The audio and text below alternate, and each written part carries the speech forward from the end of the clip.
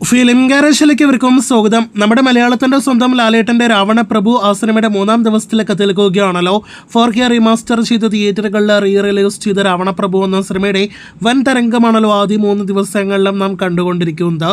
ഇപ്പോഴത്തെ സിനിമയുടെ 3-ാം ദിവസത്തെ Kerala tracking, Kerala world wide estimate റിപ്പോർട്ടുകൾ വന്നിരിക്കുന്നു.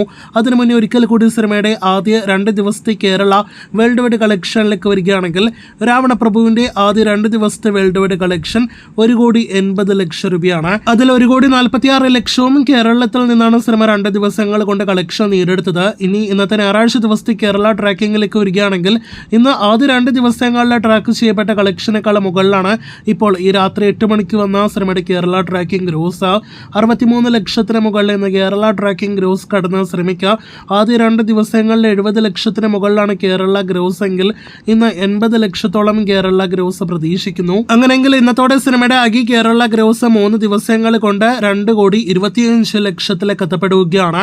ലാലേട്ടന്റെ റീ റിലീസ് സിനിമ വലിയ തരംഗം തിയേറ്ററുകളിൽ സൃഷ്ടിച്ചിരിക്കുന്നു എന്ന ഈ 3 ദിവസത്തെ കളക്ഷൻ കൊണ്ട് തന്നെ വ്യക്തം.